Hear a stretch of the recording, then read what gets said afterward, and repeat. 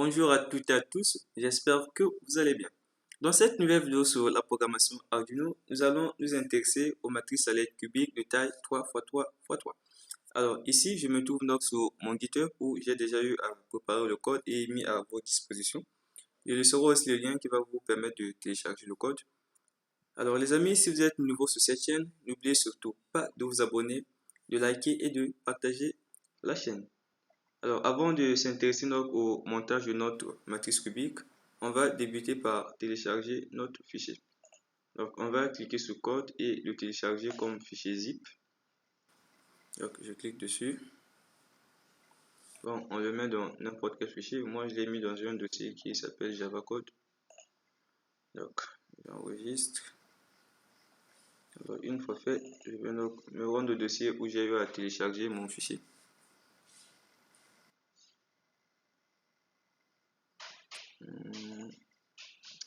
Je vais le refermer.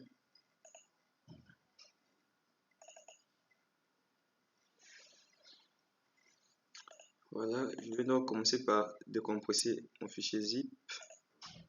J'extrais le tout.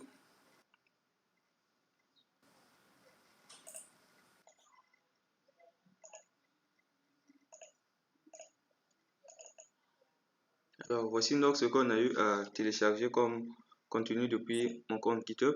Alors pour pouvoir compiler notre programme Arduino, ce fichier Arduino doit se trouver dans le dossier qui comporte le même nom que le fichier. Donc on peut cliquer dessus, ça va créer le fichier automatiquement.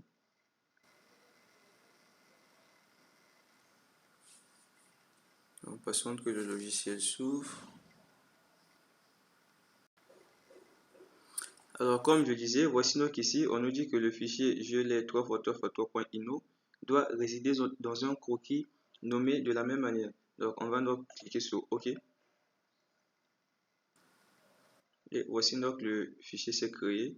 Donc ça s'est ouvert ici. Donc on va donc retourner dans le même dossier qu'on a eu à télécharger cela pour pouvoir placer notre fichier matrice dans le même dossier que ce fichier. Donc je vais donc retourner dans Java Code. C'est à ce niveau. Donc on va donc déplacer tous ces fichiers. On va donc le mettre à l'intérieur. Donc je l'aide. Alors voici donc ce que nous devons voir pour que notre programme puisse fonctionner comme il faut. Ce sont donc ces fichiers qu'on a eu à télécharger depuis le GitHub. Donc on va retourner au niveau de notre logiciel Arduino. Donc on va le fermer puis le rouvrir de nouveau. C'est pour permettre que ces deux fichiers puissent s'afficher vu que je ne les ai pas vus afficher. Donc on ouvre de nouveau notre IDE Arduino.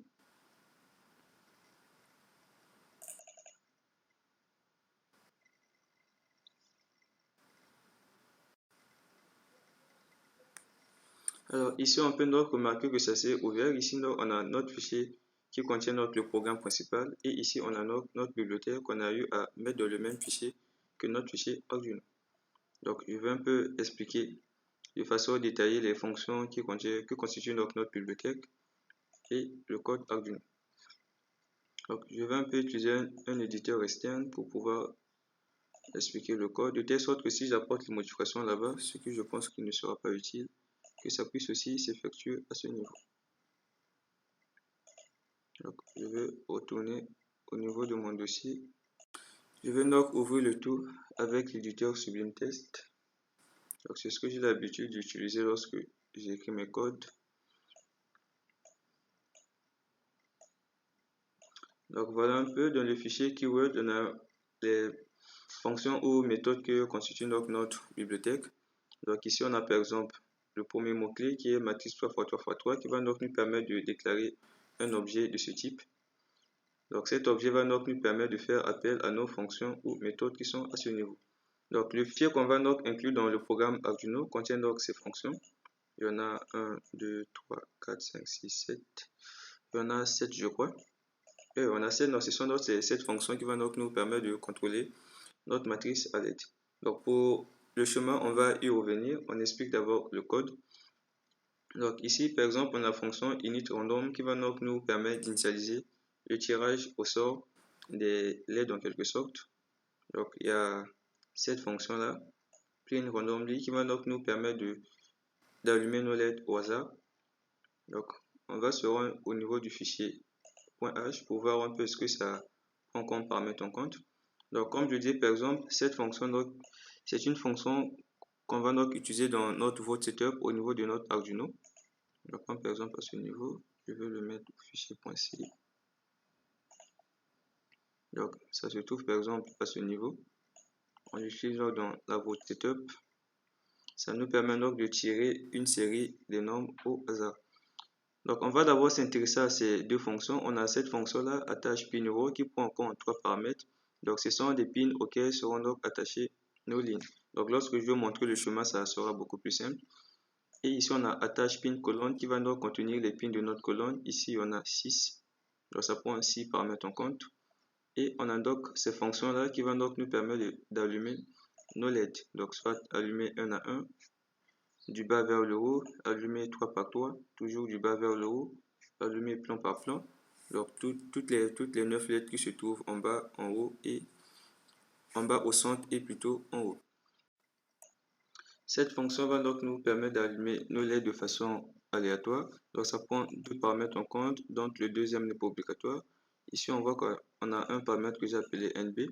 Donc, NB peut prendre 4 valeurs en compte. Donc, ça peut prendre pour valeur 1 pour allumer LED par LED de façon aléatoire. Ça peut prendre soit 2 pour allumer les LED 2 par 2 aussi de façon aléatoire, ou les allumer 3 par 3 de façon aléatoire, ou encore de les allumer plan par plan et aussi de façon aléatoire. Donc, ici, on a donc notre programme Arduino. Donc, j'utilise un éditeur externe. Si j'apporte des modifications ici, ça sera aussi le cas au niveau de notre éditeur Arduino. Donc, on va d'abord regarder le chemin pour avoir un peu des idées beaucoup plus claires.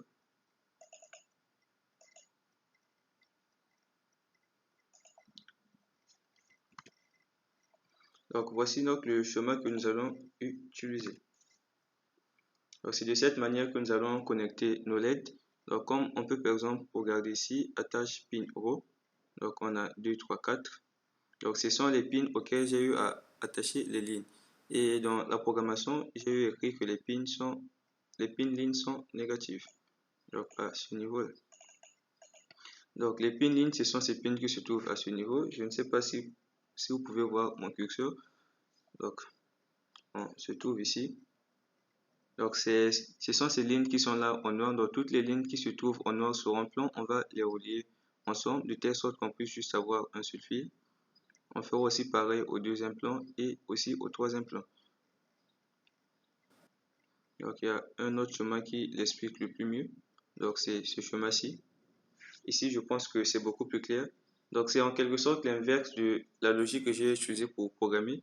Donc, ici, on peut regarder que les colonnes sont négatives, alors que chez moi, les colonnes sont positives. Et les lignes ici sont positives, alors que chez moi, c'est négatif. Donc, c'est comme ça que les LED ont donc été câblées. Donc, vous pouvez utiliser ce même chemin, mais vous devez donc faire l'inverse. Donc, là où est négatif, vous devez relier donc les bandes positives. Et là où est positif, vous devez donc relier les bandes négatives. Et avant de relier le tout au niveau de votre Arduino, vous devez donc mettre des résistances pour éviter de détériorer les LED. Donc, par exemple, ici, on a pose 1, 2 et 3. Chez moi, c'est négatif. Donc, c'est relié aux pins 2, 3 et 4. Donc, on a pose 1, pose 2, pose 3. Je répète que chez moi, c'est négatif. C'est exactement le même branchement, mais juste les pins que nous allons donc changer. Là où est négatif, on met positif. Et là où est positif, on met donc négatif. Donc, comme je disais, pose 1, 2 et 3. Donc, sont reliés aux broches 2, 3 et 4. Donc, n'oubliez surtout pas de mettre les résistances de peur de cramer vos LED. Et ici, on a attache pin colonne. Donc, je veux le modifier un tout petit peu de telle sorte que ça soit beaucoup plus lisible. C'est comme ceci.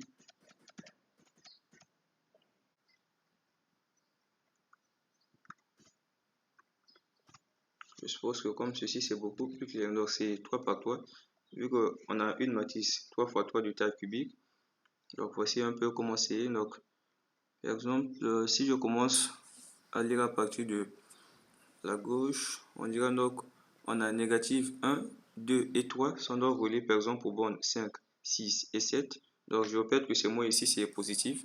Et on a négatif 4, 5 et 6 qui est donc relié aux bornes 8, 9 et 10. Et c'est pareil pour négatif 8, plutôt 7, 8 et 9 qui sont donc reliés aux bornes 11, 12 et 13. Donc voilà un peu comment est-ce qu'on a eu à câbler notre matrice cubique. Donc n'oubliez surtout pas d'inverser le bon chemin. Donc là où est négatif, vous mettez positif, et là où est positif, vous mettez négatif. Et n'oubliez surtout pas de mettre vos résistances de peur de détériorer les LED. Donc c'était donc tout en ce qui concerne le schéma de montage. Donc à la fin, on aura un schéma comme ceci. Donc comme je disais, voici donc en ce qui concerne notre schéma de montage. Ici, on a donc notre programme principal. Donc notre programme ici, ça fait appel à toutes les fonctions que constitue notre fichier. Donc toutes ces fonctions publiques qu'on peut accéder sont là. Donc ici, on a un constructeur ou un déconstructeur. Donc les fonctions dont on peut accéder sont ici. Et le programme Arduino fait donc appel à toutes ces fonctions. Donc on va débuter donc par notre vote setup.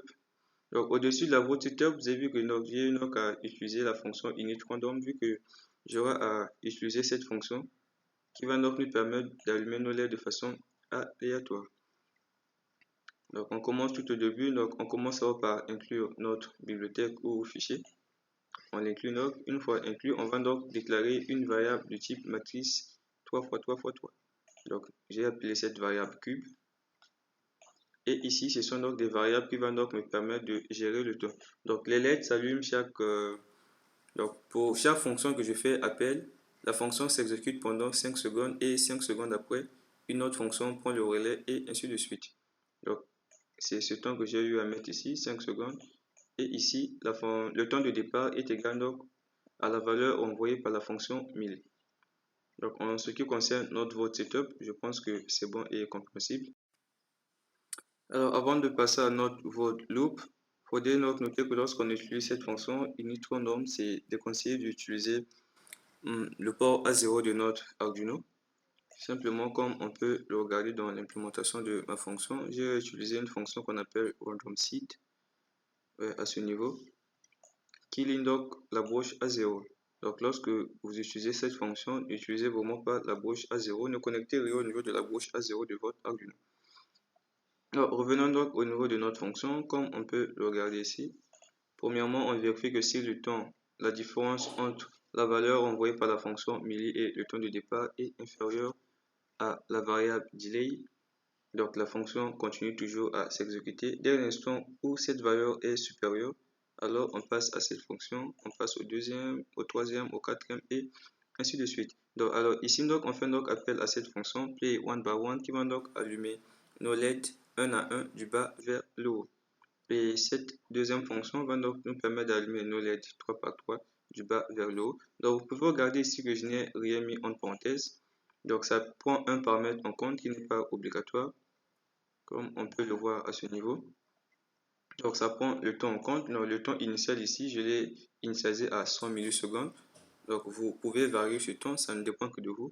Et j'ai aussi eu à fixer la valeur maximale qui est d'1 seconde. Donc à ce niveau.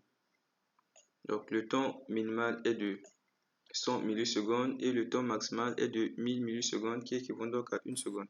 Donc si vous essayez par exemple d'écrire, par exemple à ce niveau, si vous essayez par exemple de rentrer une valeur inférieure à 100, soit par exemple vous mettez 20, ça ne sera pas pris en compte. On va directement remplacer ce 29 plutôt par 100, vu la manière que j'ai eu à le coder. Donc si les lettres clignotent un peu trop vite, vous pouvez donc essayer un peu de régler donc la vitesse d'attente. Donc j'étais à ce niveau, les LED vont donc s'allumer 3 par 3, donc toujours du bas vers le haut, et ici ça ne s'allume pas de façon aléatoire. Donc, et on a donc à ce niveau, je ne sais pas pourquoi est-ce que j'ai eu à mettre ça à l'intérieur, pourtant j'ai eu à insérer ça déjà depuis. Ouais, donc comme à ce niveau, tout comme je pouvais mettre 100 ou simplement enlever, mais bon, je vais donc le laisser ainsi, mais ça ne change en rien. Donc je pouvais bien mettre 100 ou encore plus, ça ne dérange pas du tout. Donc ici, ça va donc nous permettre d'allumer les LED plan par plan. Et donc voici donc notre fonction play random qui prend donc en compte deux paramètres en compte. Donc le deuxième qui n'est pas obligatoire, qui est donc à ce niveau. Je peux le supprimer, mais pour la vidéo, je préfère le laisser ainsi vu que c'est ce que j'ai eu à mettre dans mon GitHub. Donc vous pouvez le modifier, c'est vous, changer la valeur si vous voulez que ça puisse clignoter ou s'allumer beaucoup plus vite ou encore beaucoup plus lentement. Donc ici, on va d'abord faire appel donc, à notre fonction play random en paramètre. Donc on lui renvoie un paramètre 1 et ensuite son. Donc ici, on est donc à ce niveau. Donc lorsqu'on envoie par exemple le premier paramètre 1, c'est à ce niveau. Le premier paramètre 1 va donc nous permettre de faire clignoter les LED au niveau de notre matrice 1 à 1 de façon au hasard. Donc à ce niveau. Et le son qu'on a eu à mettre ici, c'est juste le temps d'attente. On pouvait ou ne pas le mettre. Le temps d'attente par défaut est déjà initialisé à 100. Et ici donc, à ce niveau, on fait toujours appel à la même fonction, sauf que cette fois-ci, on lui envoie donc en premier paramètre 2. Donc on aura donc pour résultat 2 LED qui va s'allumer en même temps de façon aléatoire chaque 100 millisecondes. Et à ce niveau, on fait donc appel toujours à la même fonction et on lui envoie en paramètre 3 de telle sorte qu'à allumer les LED 3 par 3 de façon aléatoire chaque 100 millisecondes. Donc ici aussi c'est pareil, le temps maximal par défaut, j'ai eu à l'initialiser à 1 seconde, donc 1000 millisecondes. Et le temps minimal, je l'ai initialisé donc à 100 millisecondes. Donc vous pouvez donc varier le temps si cela vous plaît bien. Et ici donc pour la dernière fois, donc, on a eu donc à faire appel à cette même fonction et lui envoyer en paramètre 4, ce qui va donc nous permettre d'allumer nos LED plan par plan, donc 9 LED à la fois, de façon aléatoire chaque 100 millisecondes. Et ici donc on vérifie si aucune des conditions n'est vérifiée. Donc lorsque toutes ces conditions seront exécutées, vu que je l'ai codé ainsi, donc une fois que cette première condition n'est plus valide plutôt, cette deuxième condition sera valide. Une fois que la deuxième n'est plus valide, la troisième sera valide. La quatrième sera valide une fois que cette fonction ne sera plus valide. Enfin, ces instructions ne seront plus valides. Donc, toutes les instructions que j'ai eu à écrire ici, ça s'exécute un à un. Donc, ça s'exécute un à un à tout le rôle. Et dès l'instant qu'on arrive ici et que cette condition n'est plus valide, on passe donc à ce niveau. On réinitialise donc le temps de départ et on peut donc recommencer notre boucle depuis le début. On peut donc retourner au niveau de notre Arduino. On verra que les modifications que j'ai eu à apporter ici, c'est bien effectué à ce niveau. Donc ici, je tiens donc à signaler qu'à ce niveau, les pins attachés à la ligne doivent être négatifs.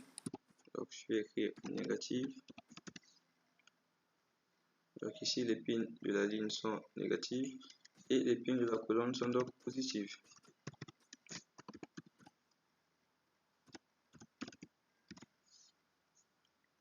Donc j'ai enregistré. On peut donc voir ici au niveau de notre Arduino ici, dans notre IDE Arduino, les modifications que je vais apporter sur Sublime Text, c'est aussi effectué ici. Donc c'est un peu le bien fondé de ça. Et comme vous pouvez voir ici, donc, je ne peux pas apporter des modifications depuis mon éditeur Arduino. Donc si je veux changer, je me suis donc de retourner dans Préférences et désélectionner à ce niveau. Mais je vais le garder ainsi. Donc je suis sur l'Arduino Nano, je vais donc le sélectionner ici. La type de carte est déjà sélectionné. Le port aussi est déjà sélectionné. On va donc téléverser le programme et apprécier le résultat. Donc les amis, c'est tout pour cette vidéo. J'espère que cela vous a été utile. N'oubliez surtout pas de vous abonner, de liker et de partager la chaîne s'il vous plaît. On se donne rendez-vous très prochainement.